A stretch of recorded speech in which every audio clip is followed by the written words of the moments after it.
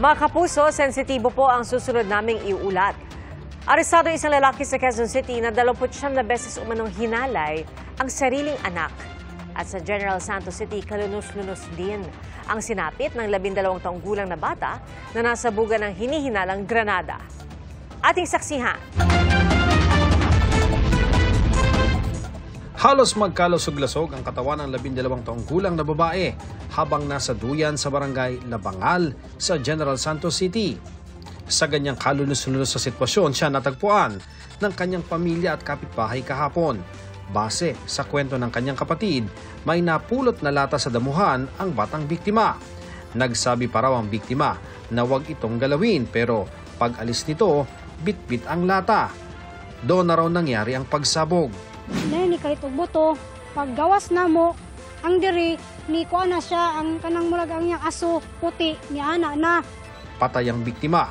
Ayon sa pulisya, posibleng may lamang granada ang lata. Ato ang sa ato ang EOD kay sila nakita mga sharpener na kuan sa parte sa granada dito sa area mismo og napoy nakita mga gunting dito. Iniimbestigahan pa ito ng pulisya. Duguan at wala ng buhay nang matagpuan ng isang babaeng 60 anyos sa kanilang bahay sa Santa Cruz, Davao del Sur. Ilang metro mula sa bahay, natagpuan ding wala ng buhay ang 58 anyos niyang live-in partner sa damuhan. Sa nakita, may mga sabors doon sa kamay at sa katawan ng babae. At saka yung sa lalaki naman, may apon sa forehead at sa back portion ng kanyang ulo. Hindi patukoy ang salarin sa krimen. Sinusubukan pa ng GMA Regional TV na makuhanan ng pahayag ang kaanak ng mga pinatay na biktima. Patuloy rin ang investigasyon ng pulisya. Arestado naman sa Fairview, Quezon City ang 45 anyos na lalaki dahil umano sa 29 na beses itong panggagahasa sa sariling anak.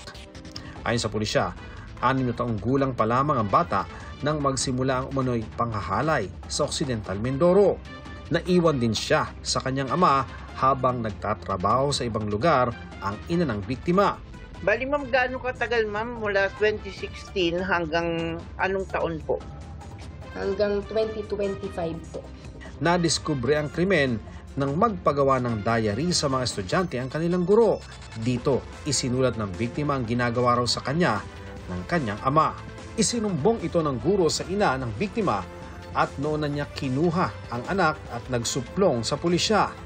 Nagtago ang suspect pero naaresto rin kalaunan sa entrapment operation. Tumanggi siyang magbigay ng pahayag. Para sa GMA Integrated News, Ian Cruz ang inyong saksi. Mga kapuso, maging una sa saksi. Mag-subscribe sa GMA Integrated News sa YouTube para sa iba't ibang balita.